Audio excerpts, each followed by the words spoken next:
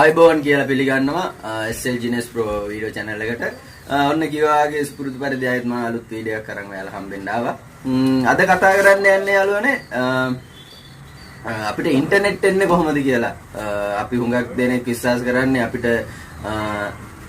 චන්ද්‍රිකා වලින් ඩිරෙක්ට්ම එනවා කියලා. නෑ ඒක වැරදි. එහෙම නෙමෙයි එන්නේ. ඉන්ටර්නෙට් අපිට ලැබෙන්නේ මුහුද යටින් ඇදලා තියෙන කේබල් 7කින්. හරි. අපි කොහොමද වෙන්නේ කියලා බලමු. මේකට තියෙනවා යාළුවනේ මුහුද යටින් ඇදපු කේබල් පද්ධතියක්. දැනට කේබල් 7ක් තියෙනවා. ඒකට කියනවා submarine කේබල් කියලා. මේක හඳුන්වන්නේ මේ කේබල් පද්ධතිය යාළුවනේ CMV කියන නාමයෙන්. යාළුවනේ මේ CMV කියන අකුරු තුනේ තේරුම තමයි South East Asia, Middle East, West Europe කියන තේරුම. මේ කේබල් වර්ග දෙකක් තියෙනවා. එකක් තමයි කොපර් කේබල් එක. අනිත් එක තමයි ෆයිබර් ඔප්ටික් කේබල් එක. අපි ඉස්සෙල්ලාම කතා කරමු යාළුවනේ කොපර් කේබල් එක ගැන. මේ කේබල් එක තමයි ඉස්සෙල්ලාම ලංකාවට ඉන්ටර්නෙට් අරන් ආපු කේබල් එක. මේක මහත්ව තියෙනවා අඩියක් වගේ මහතයි මේ කේබල් එක. මේ කේබල් එකෙන් තමයි ඉස්සෙල්ලාම ලංකාවට ඉන්ටර්නෙට් ආවේ මුහුද යටින්.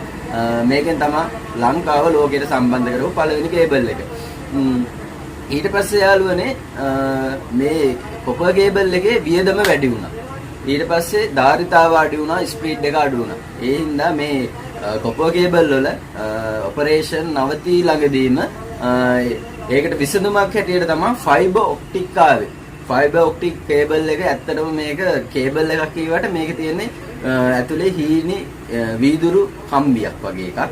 මේකෙන් තමයි ලොකු ලේසර් කාදම්බයකින් තමයි දීතික සංඛ්‍යාව වලින් තමයි මේකේ දත්ත හුවමාරු කරන්නේ. ආලෝකයටත් වැඩිය වේගයෙන් දත්ත හුවමාරු කරන්න පුළුවන්. ඒ හින්දා කොපර් කේබල් වලට මේකේ වේගයත් එක්ක හැරෙන්නවත් බෑ යාළුවෝ.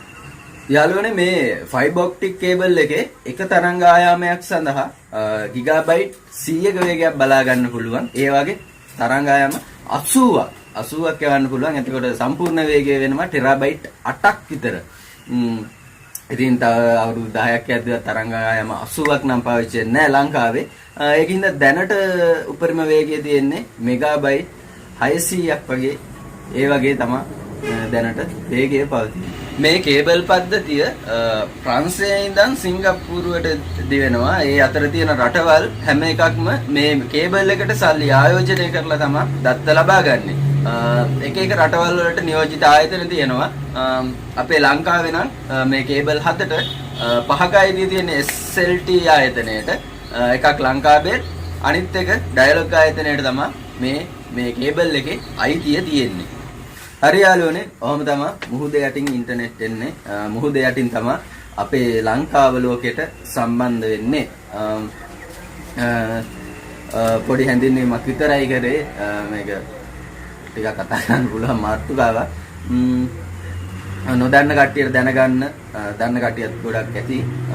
නොදන්න කෙනෙකුට දැනගන්න මේ වීඩියෝ එක අනිවාර්යෙන් ෂෙයා කරන්න. මතක ඇතුව පහළ තියෙන බෙල් අයිකන් එක ක්ලික් කරලා subscribe එකක් දාලා පොඩි support එකක් අරන් දෙන්න.